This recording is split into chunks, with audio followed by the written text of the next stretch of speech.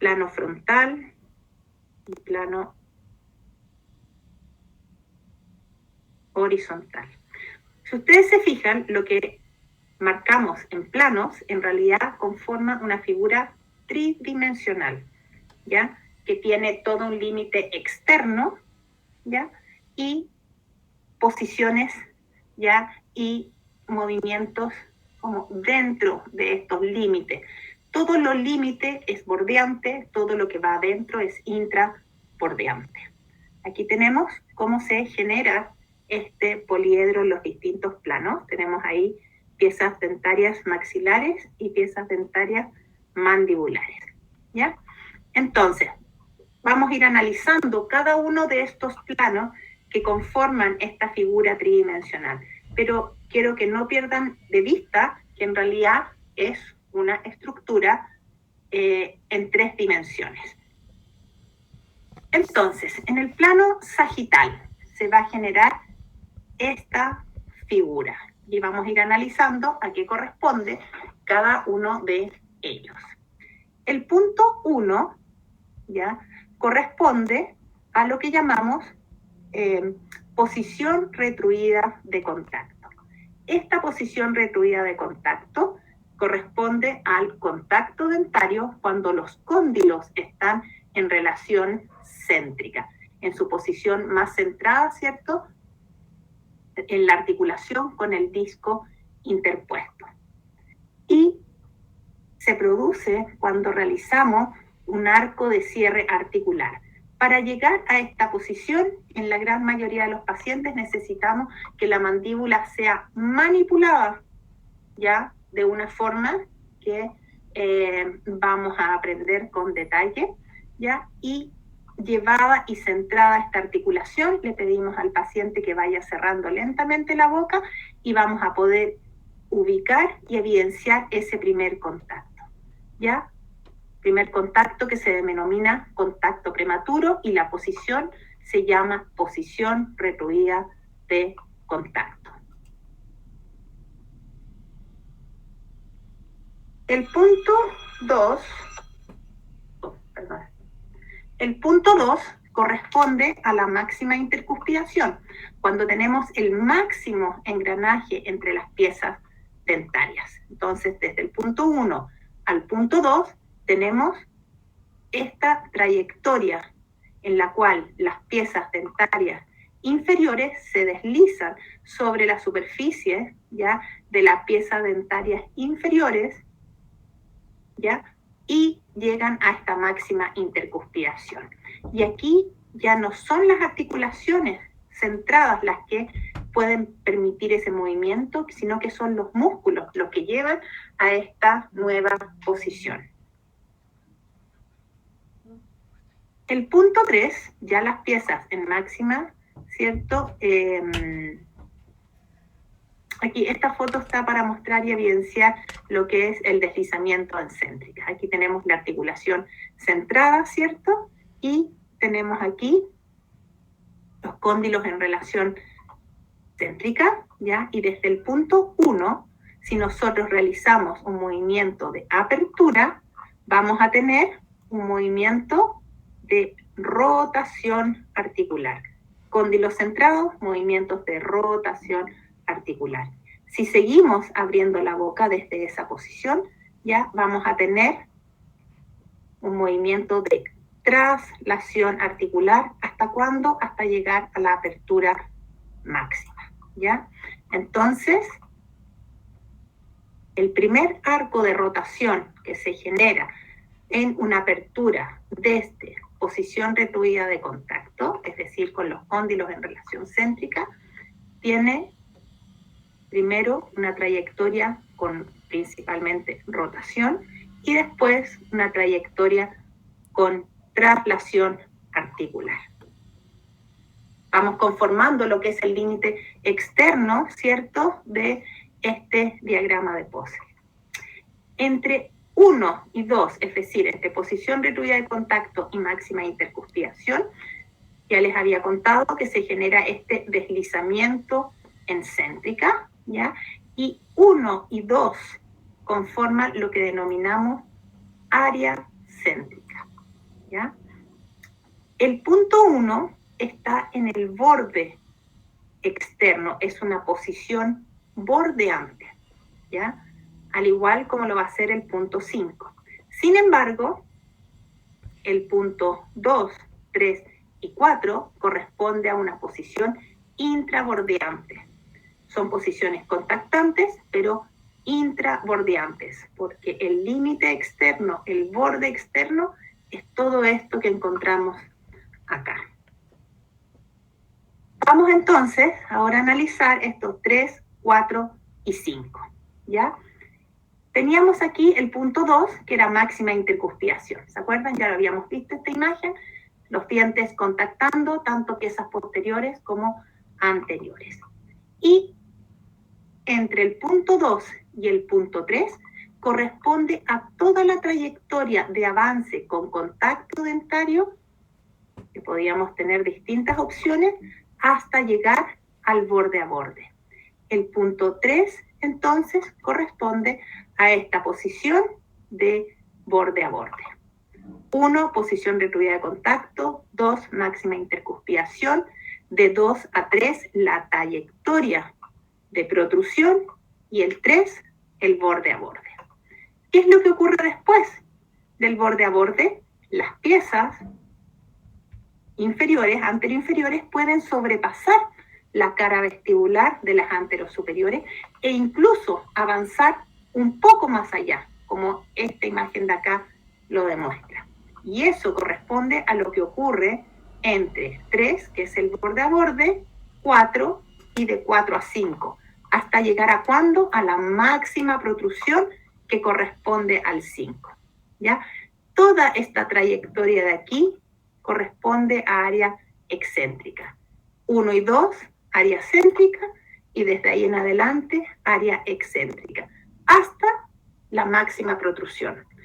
1 es posición bordeante, 5 es posición bordeante, 2, 3 y 4 intrabordeantes. Y de nuevo podemos revisar cada una de estas posiciones. Esas se las voy a dejar para que ustedes se entretengan. Y vamos aquí con este siguiente video.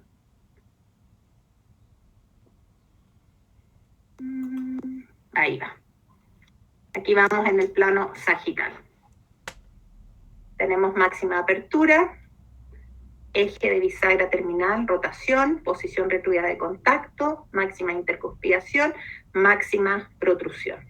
Ahí vamos cerrando, deslizamiento en céntrica, vis a vis, máxima protrusión. Y cerramos por la trayectoria habitual de apertura y cierre. Todo lo más externo, ¿ya? Es movimientos bordeantes, que están limitados por los ligamentos, ¿ya? Y todo lo que es en la parte superior, que no sea posición retruida de contacto y máxima intercuspidación, ¿cierto? Es movimientos intrabordeantes. Y ahora voy a retroceder una. Acá me falta. Entonces, faltó esto de acá. Estamos en máxima protrusión y desde máxima protrusión yo puedo abrir también mi boca y llegar hasta esta posición de acá que, corresponde a la apertura máxima. Entonces, ¿qué reconozco aquí? Posición retruida de contacto, máxima intercuspidación, borde a borde. Sobrepasa los incisivos, la cara vestibular de los superiores y llego hasta la máxima protrusión. Desde aquí puedo abrir, llegar a la máxima apertura y puedo cerrar también con una traslación y cerrar. O puedo desde aquí, desde este punto, posición retruida de contacto, abrir con rotación y traslación. Un poco más abajo de la posición de máxima intercuspidación, 1 a 3 milímetros, podemos evidenciar la posición postural mandibular y la trayectoria habitual de apertura y cierre, ¿ya? La posición postural mandibular es una posición intrabordeante, ¿ya? Y la trayectoria de apertura y cierre es también una trayectoria intrabordeante. Eso ya lo habíamos visto y eso también lo vimos. Esto ahora en el plano frontal. Y aquí se repite un poco lo que fuimos viendo en las otras, pero ahora visto desde una vista anterior. Este punto de acá corresponde a nuestra máxima intercuspidación. Esta trayectoria de aquí corresponde a la trayectoria hasta llegar al vis a vis, pero yo puedo seguir realizando un movimiento aún más extremo hasta llegar a la máxima lateralidad del lado derecho. Lo mismo, puedo desde máxima intercuspidación realizar un movimiento, eso corresponde a la trayectoria por la cara palatina, ¿cierto?, de este canino inferior en relación al canino superior, y esto, el vis a vis. Y puedo realizar un movimiento más extremo hasta llegar a mi máxima lateralidad. Y desde esta posición puedo realizar también un movimiento de apertura hasta llegar a mi apertura máxima. Así es como vamos a ir conformando, como vemos aquí, este poliedro ahora en el plano frontal. Máxima apertura tenemos ahí, ¿cierto? Máxima lateralidad, vis a vis y retrocedo hasta máxima intercuspidación. Puedo realizar ahí deslizamiento, máxima lateralidad y desde ahí movimiento de máxima apertura. Y podemos ahí, y esto es lo que conforma este plano frontal.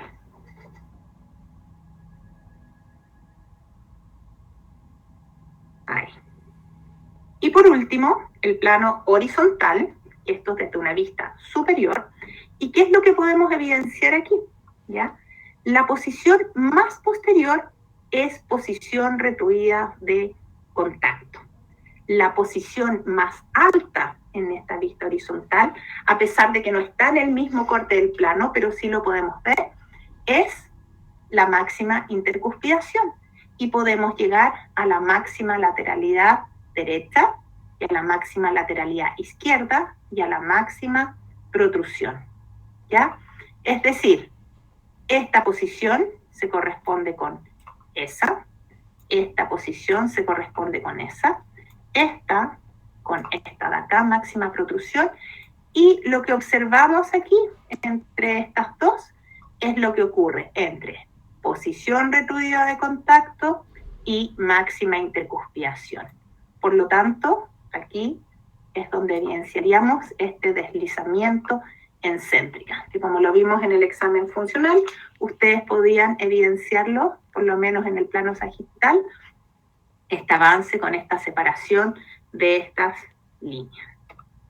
Y vamos a ver ahora el video en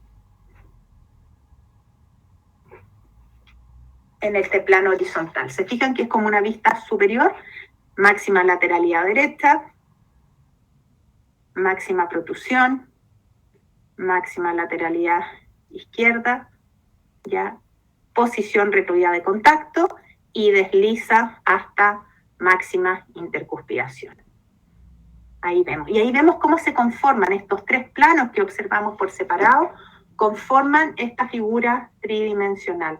Todo lo externo es bordeante, todo lo interno es intrabordeante, incluyendo todo lo que son estos movimientos contactantes aquí en esta parte superior. Desde máxima intercuspidación, ¿cierto? Trayectoria protrusiva, borde a borde, hasta máxima protrusión. Y en el centro de esta figura nosotros podemos evidenciar lo que son los movimientos funcionales, ya sea masticación, deglución, fonoarticulación. Estas posiciones bordeantes que examinamos es para saber hasta dónde llega el límite de estos movimientos, pero en realidad cuando funcionamos en una pequeña porción de esto. Solo lo que ocurre aquí en este centro. Esta es máxima intercuspidación, más o menos por ahí esta posición postural mandibular, ¿ya? Que es de donde parten e inician todos los movimientos, ¿ya? Y aquí tenemos movimientos funcionales, ¿ya? Esto es más o menos una figura, en realidad es como bien... es una figura que intenta mostrar esta tridimensionalidad y lo que significaría o el espacio que ocuparían estos movimientos funcionales, que como se fijan ustedes es una pequeña porción de lo que es lo extremo de estos movimientos dentarios. Y esto es un cuadro resumen final que se los voy a dejar para que lo analicen, que en el fondo contiene todo lo que hemos revisado en la clase de hoy, desde el punto de vista de dinámica mandibular, de dinámica desde el punto de vista articular y desde el punto de vista oclusal. Y que si bien, como partí diciendo, ¿qué tengo que hacer aquí? Descartar. Ya, que si bien aquí, ya, que si bien las vemos y las analizamos por separado, la verdad es que funcionan en conjunto. Aquí hay una pregunta, no entendí la diferencia entre deslizamiento céntrico y área céntrica. Voy acá, mira, deslizamiento céntrica es el deslizamiento que se genera entre nuestra posición recluida de contacto, que era la que decía número 1, ¿ya? Y nuestro punto 2, que era la máxima intercuspidación, ¿sí? Al menos yo no estoy viendo la pantalla suya. Ah, sí, estoy en la pantalla, ya no estoy compartiendo pantalla. Estoy en lo que dice Welcome to Big Blue Bottom. Ah, ya, perfecto, está dibujando sobre eso, ¿no? Sí, que como había salido iba a ser más fácil así.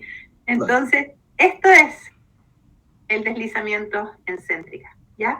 En cambio, el área céntrica corresponde a aquellas posiciones estáticas contactantes dentarias, que las ubicamos en la parte superior de este poliedro y que corresponde justamente estas dos puntos, ¿ya? Área céntrica corresponde a lo que ocurre entre estos dos puntos. Todo lo que ocurre cuando la mandíbula empieza a avanzar, que teníamos el vis-a-vis, hasta llegar al vis-a-vis, ¿cierto?